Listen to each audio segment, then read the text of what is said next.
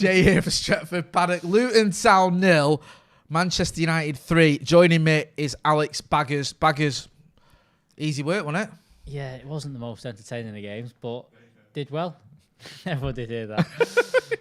Just having a go at Producer Cam.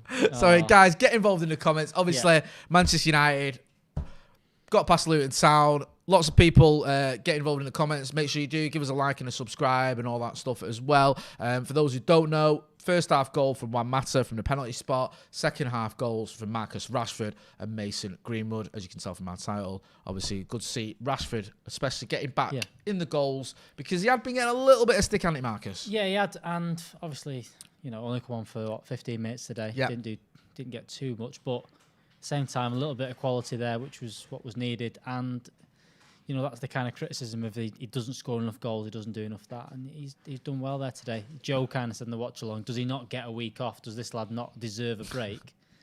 But now I'm glad he didn't. I'm glad he got on the score sheet and gets him back going. Same again for Mason Greenwood as well.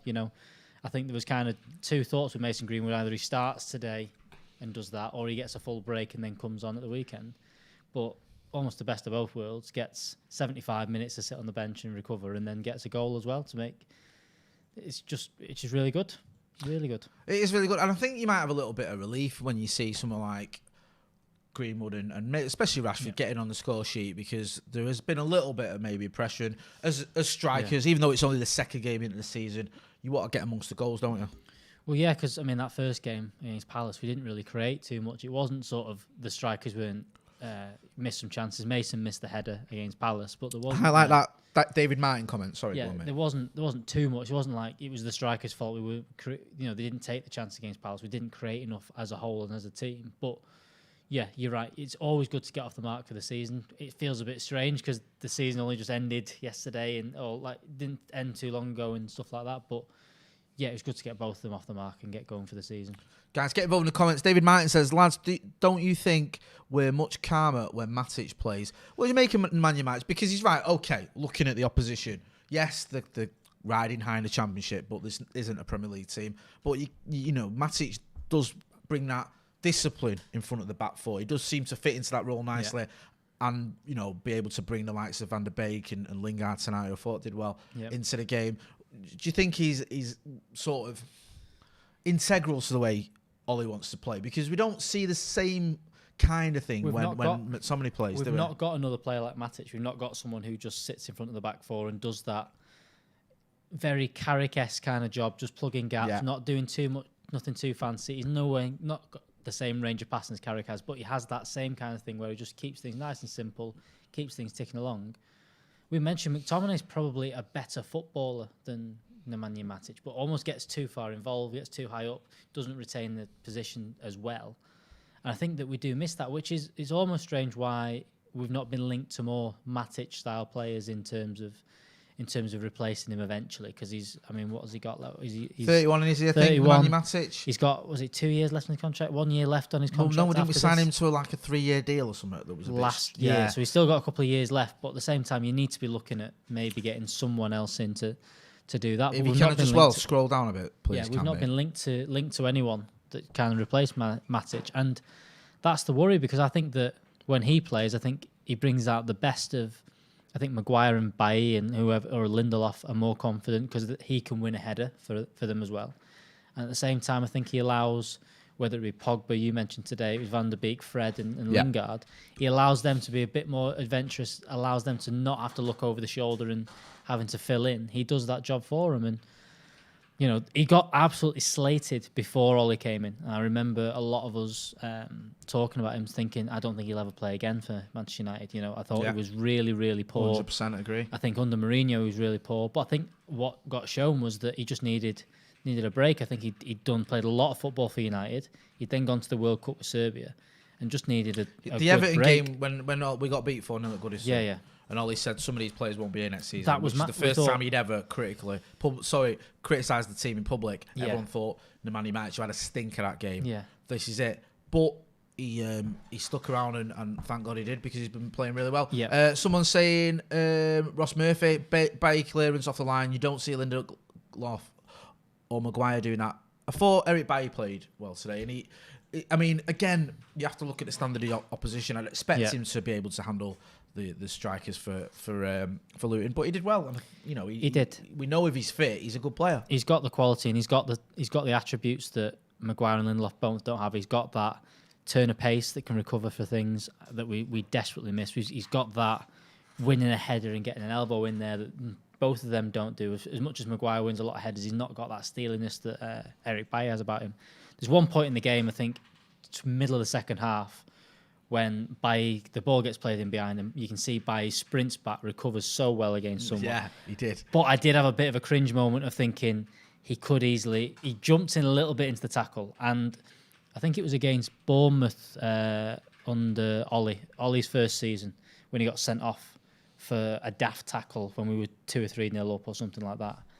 And you still think, he's got that in him and that could, I mean, it didn't end up in the end like that, but he's got that, put a rash tackle in when we don't need it, and then it gets suspended or injured and things like that. There's a little touch There's still a bit of worry with me about Eric Bailly with that. The Rafael de Silva's in him. Because which we love. We love that players. Rafael. I love him, one of my favourite players, but he was always getting himself injured or suspended. Yeah, and the thing with Rafael is it was very rare he'd have like a long run in the team because he'd always have these knocks and it'd be and 10 games out you come. Yeah, and I think there's that's the problem with Eric Bailly. We're just watching the replay, the clearance off the line, fantastic. Yeah, but we don't see that consistent run, do we? And that's the problem, because for your centre back partnership, you need them to play week in, week out. Well, Maka keeps going on saying Eric Bailly is our best defender, and I'm like, well, he's got the attributes and has the skills to be better than everyone we've got, but you can't say that until he has a run in the team. And it's not a case of the manager not playing him. There's never been a point where he's been sat on the bench going, why isn't he playing? It's more that he was suspended, he's been injured, that's the problem with him. And if you can get him 20 to 30 games in a season and see how he does with it, because that's all it is, it's not even the 40 to 50 games, you just want to see 30 games out of him in a season, then I definitely think he can be. And I think that him and Maguire is potentially our best partnership. What did you make of Dean Henderson tonight? Didn't have a lot to do, but was pulled off. That save in the second half was unbelievable. The one before the Bailly, you saw the replay. He's dug that out from behind him. Very good. It's gonna be wait and see what happens with him, because wait and see when Ollie plays him again. Because does he play him at the weekend, or is that De Gea back in again? Does he now have 3 or 4 weeks off? You don't know. So you need to see him in the Premier League. You need to see where, he's playing a bit more with his feet as well, because I think that's definitely where De Gea can improve. For as much as De Gea's been thrown in the clangers, I think that if you have someone better with the feet and better in possession, I think that's where we can definitely improve. And if Henderson can prove that against top quality opposition in the Champions League or the Premier League, you're already upgrading on De Gea, I think. One player who, again, we'll get to Rashford in a minute, but who's coming for a little bit of, I'd say, doubt recently has been Brandon Williams. What did you make of his performance tonight? Because there's been a few people saying Brandon Williams, he's not as good as Luke Shaw. We suffer when you sort them two around. What did you think of his performance tonight? He looked shaky in the first half. Yeah. He gave away a couple of fouls and a couple of loose passes and things like that. Won the penalty in the end. I still think there's a lot of quality in Brandon Williams. I think that he shouldn't be starting week in, week out. I think the argument for Luke Shaw, I think we're a little bit more balanced when Luke Shaw's in there just because he's left-footed. I don't think there's any other reason that he's much better than Brandon Williams, Luke Shaw. I think just the fact that he's left-footed and the fact that when you play Marcus Rashford on that left, he wants to cut inside, Williams wants to cut inside, Pogba, who drifts to that side, he wants to cut inside, even Martial, when he drifts over, you need that other option, you need something a bit wider there, and I think that's where Luke Shaw does that. But I thought he did okay. He did his usual thing, a few good last-ditch tackles and things like that. I think he'll always do that. He'll always put 100% in Brandon Williams. But I still think there's question marks. I'd like to see him on the right as well now and again. I'd like to. He's right-footed, and people forget it. He's just done really well at left back, and you can be a right-footed left back. We've seen it before. Yeah. Dennis Irwin, for example, but it's not as easy, is it? But you need the right. You need the right winger in front of you to do that as well. You need someone who can go down the left. You need someone to stretch the play that way, which Rashford's not going to do. I thought he did okay tonight. I think Luke Shaw comes back into the team at the weekend. I don't think there's any doubt about that. And hopefully, maybe we get another left back. What did you make of Odion Ighalo? Because sort of one of the problems I'm sort of worried about is I think that I like Ighalo. I just worry that if we do get injuries, can we rely on him in the big games? Can you rely on him in week? If you had to play, say, a month in the Premier League with Odi Nagalo, would you be happy? He looked a bit sloppy tonight. This isn't the highest standard. What did you think of him? I don't think he looked that good tonight. I think you said it a couple of times. A couple of times the ball's just bounced off him and just not really, he's not really created much tonight and not really done anything that way. So that's a bit of a worry. But a lot of that might be down to match sharpness. There's always a problem when you've got these players on the periphery kind of thing, that they aren't playing week in, week out. They aren't playing at all. And that when they get thrown into the team last minute or for the odd game here and there, they're going to look a bit rusty, and it might take them 45 minutes to get going. And that's what it felt like tonight a little bit as well. No, I get what you mean. And we have to remember this as well, because I think before the game, Ollie said this is almost like pre-season, because we haven't had a pre-season. And, we had that one game against Villa, I think. And then because the sort of the break between the end of last season and the beginning of this season was so short, we were in the Europa League. Of course, I know we got given an extra week in the league because of that, but he still felt like we haven't really had a pre-season. And it almost has that little bit of pre-season feel to it, doesn't it? Like against Palace, it felt like the players hadn't got hadn't come off their oldies, to be honest with you. It was a completely pathetic performance by and large. Today, obviously, we've stepped up again against lesser opposition, but it still has that feeling of, I don't know, it just feels like the season hasn't quite got going yet in a way. No. And, you've gone from one extreme where we weren't quite at the races to the other extreme where, you feel like you're getting back into the groove against a team that isn't that great. Yeah, I agree with that. I think that we can't take it as he's not started because, we're 3 points down in the Premier League kind of thing, which you'd love to say that it didn't count, but it did. It's horrible at the minute that we didn't really get we've not got the start we needed. And today looks a little bit better. I think you saw when Mason and Marcus came on, they looked a little bit sharp. They looked ahead of everyone else, and hopefully they kick on to the weekend about that. And hopefully that pre-season vibe has gone now. They've had the one game, which I think a lot of Premier League teams needed as well. I think people forget that first week of the Premier League was slow and sluggish and things like that. And even City last night, they had a good 45 minutes, but they definitely stepped off the gas in the second half. They looked a little bit poor, a little bit sloppy in the second half. I think that all the teams were a little bit like that first game back. But now United at the back, they've not really got any injuries. There is no excuses for us not to be flying into the Brighton game at the weekend. Yeah, you look to talk about that. I'll just quickly go into that. Guys, do get involved in the comments as well. Yep. Don't forget to hit subscribe. Give us a like as well. Hit that like button. Looking ahead to Brighton, does anyone tonight start against Brighton that you perhaps thought wouldn't have done in the past? Like, for example, Eric Bailly or Henderson, you mentioned, any of these players, have they forced away in? Henderson would be a big shock. Yeah. Eric Bailly wouldn't, because I think Lindelof had such a bad game against Crystal Palace at the weekend. And Eric Bailly's shown a bit of form tonight, looked okay, looked good. I'd like to see him start. Matic as well. I think that I'd like to see back into that midfield of Matic, Bruno, Van der Beek maybe over Pogba. Don't know. Depends how. Pogba's still, he had one of his worst ever games for United at the weekend, and I think there's mitigating circumstances there because we know it wasn't that long ago he was recovering from coronavirus. A lot of people in the comments are saying Bailly needs to start. Bailly deserves, if he's fit, let him get a run. Do you see it that way? I do as well. I definitely think so, because I said Lindelof was really poor. And we have to be cutthroat right now. We can't be kind of just saying, oh, no, well, let's let them give it a time. Eric Bailly looked good tonight. Him and Maguire worked well. I think Bailly showed glimpses of why people are asking for him in the team. But that little bit of pace that he's got ahead of both of them, he definitely works. And I think that Eric Bailly, if he can start, I think he should start the weekend.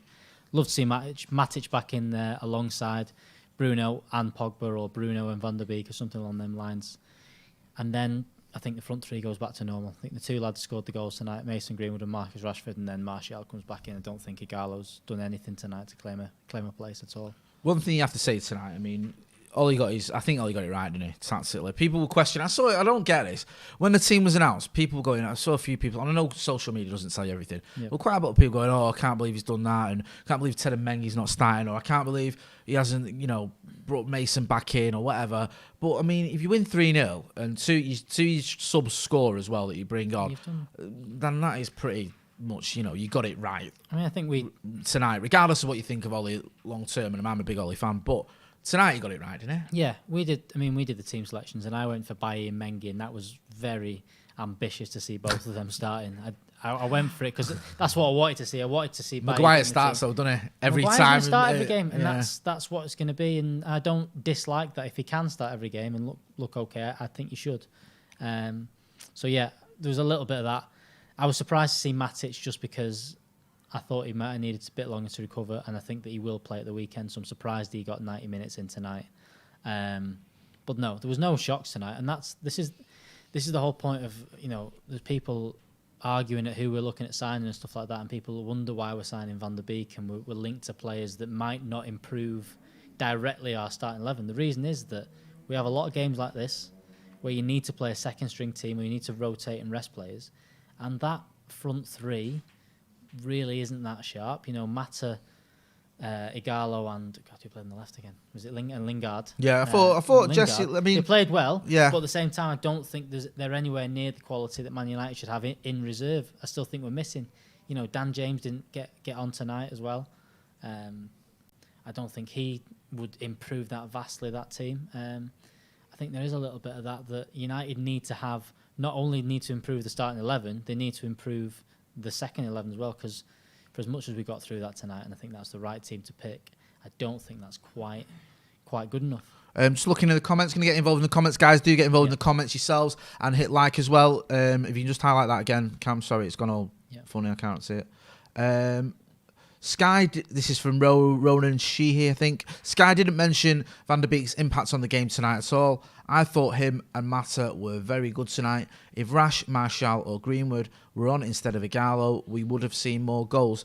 I mean, yeah, we spoke about Igalo and perhaps wasn't his greatest game in United shirt. I mean, I get that, and I thought Van der Beek played well. I also thought Jesse Lingard played well. He's sort of like the whipping boy for a lot of fans, but I thought, as you'd expect him to, I mean, he should be able to perform against Luton, to be fair. But I thought he did well tonight. I thought the old midfield looked quite decent. But at the same time, these are the kind of games where I think even I've suggested that this isn't a game for Jesse Lingard where a team's going to sit back and let us have the ball. That's where Jesse struggled.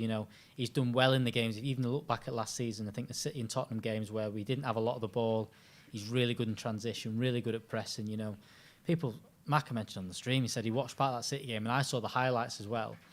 Him, Rashford and Martial together were unbelievable in that game against City. And the Tottenham game 4 days before that, Lingard was fantastic in that game, got us the goal. He won us the ball back that won the goal for Rashford.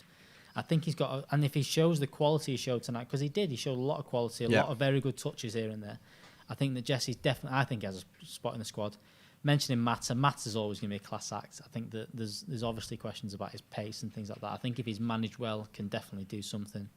And Van der Beek, I like him. I like how he holds the ball up in sort of, he drops in between. Doesn't quite do what Bruno does, where he doesn't try those passes often, but he gets in and around the box a bit more and just tries them little one-touch passes. I think he's going to be really good for us. I think he's shown some really good things in his first 2 games. I think reading from the comments, and forgive me if I'm wrong here because I didn't hear the interview, but I think Ollie was asked about transfers after the game and he just sort of laughed. I mean, tonight's not going to tell you anything in terms of transfers. We know we need transfers anyway, but looking at players coming in, is it still the same story for you, what you've been saying, that we need different options both in attack and defence, or do you think there's one? What's your priority, should I say? I think it's forwards. I think we need someone that's got a bit more quality and a bit more dynamic going forward. I think that Jadon Sancho is obviously the top target in that. And I think we need that. I think that what it does is that it frees up.